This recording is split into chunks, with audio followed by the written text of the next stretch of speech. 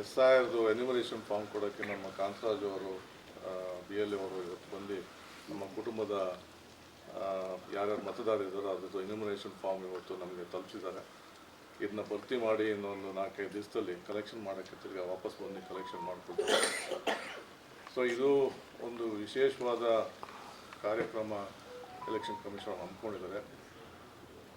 ಇದು ನಾವು ಭಾಳ ಜವಾಬ್ದಾರಿಯಿಂದ ಮಾಡಬೇಕಾಗುತ್ತೆ.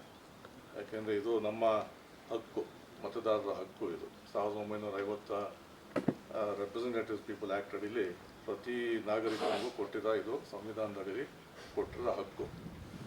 ಸೊ ಇದನ್ನ ನಾವು ಈಗೆಲ್ಲ ನೋಡಿದ್ದೀವಿ ವೆಸ್ಟ್ ಬೆಂಗಾಲಲ್ಲಿ, ತಮಿಳ್ನಾಡಲ್ಲಿ ಏನಾಗಿದೆ ಈ ವಿಚಾರದಲ್ಲಿ ಅಂತ.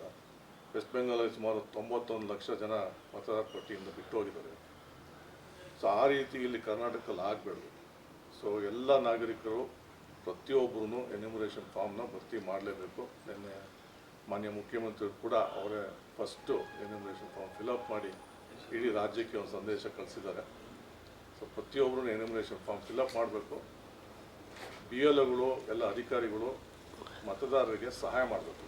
ಯಾಕೆಂದರೆ ಕೆಲವರಿಗೆ ತಿಳುವಳಿಕೆ ಇರಲ್ಲ, ಯಾವ ರೀತಿ ಫಾರ್ಮ್ನ ಫಿಲಪ್ ಮಾಡಬೇಕು, ಏನೇನು ದಾಖಲೆ ಬೇಕಾಗ್ಬೋದು. ಈ ಸಮಯದಲ್ಲಿ ದಾಖಲೆ ಬೇಕಾಗಲ್ಲ, ಈ ಸಮಯದಲ್ಲಿ ಯಾವುದೂ ದಾಖಲೆ ಬೇಕಾಗಲ್ಲ. ಆದರೆ ಡ್ರಾಫ್ಟ್ ರೋಲ್ಸ್ ಆದಮೇಲೆ ನೋಟಿಸ್ ಏನಾದ್ರು ಬಂತು ಅಂದರೆ ಆ ಸಮಯದಲ್ಲಿ ಸೂಕ್ತವಾದ ಡಾಕ್ಯುಮೆಂಟ್ನ ಕೊಡಬೇಕಾಗುತ್ತೆ. ಆ ಸಮಯದಲ್ಲಿ ತಮ್ಮದು ಕೂಡ BLOಗಳದ್ದು ಬಹಳ ಮಹತ್ವದ ಪಾತ್ರ ಇರ್ತದೆ. ಯಾವುದೇ ಒಂದೇ ಒಂದು ಮತದಾರನ ಕೈ ಬಿಡಬಾರ್ದು. ಕಷ್ಟ ಆದ್ರೂ ಯಾರ್ದೂ ಒಂದು ಕೂಡ ಮತದಾರನ ಪಟ್ಟಿಯಿಂದ ಬಿಡಬಾರ್ದು. ವೆಸ್ಟ್ ಬೆಂಗಾಲಲ್ಲಿ ಸುಮಾರು 27 ಲಕ್ಷ ಮತದಾರರು ಕೈ ಬಿಟ್ಟೋಯ್ತು.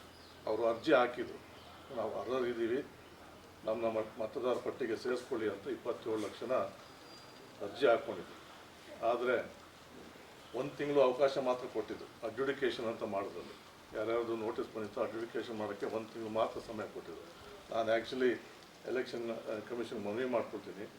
ಈಗ ಡ್ರಾಫ್ಟ್ ರೋಲ್ ಆದಮೇಲೆ ಏನು 1 ತಿಂಗಳು ಕೊಟ್ಟಿದ್ದಾರೆ, ಆಗಸ್ಟ್ 4ನೇ ತಾರೀಕಿಂದ ಸೆಪ್ಟೆಂಬರ್ 5ನೇ ತಾರೀಕುವರೆಗೂ ಮಾತ್ರ 1 ತಿಂಗಳು ಮಾತ್ರ ಅವಕಾಶ ಕೊಟ್ಟಿದ್ದಾರೆ.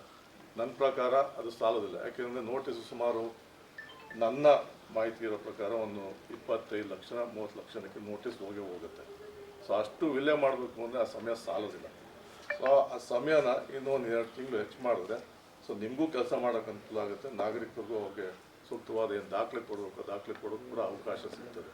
ವೆಸ್ಟ್ ಬೆಂಗಾಲಲ್ಲಿ ಯಾವ ರೀತಿ 27 ಲಕ್ಷನ ಅರ್ಜಿ ಹಾಕಿ ವೋಟ್ ಮಾಡೋಕ್ಕಾಗದೇ ಇತ್ತು, ಆ ರೀತಿ ಇಲ್ಲಿ ನಮ್ಮ ರಾಜ್ಯದಲ್ಲಿ ಆಗಬಾರ್ದು ಅಂತ ನನ್ನ ಒಂದು ಅಧಿಕಾರಿಗಳಿಗೆ ಮನವಿ.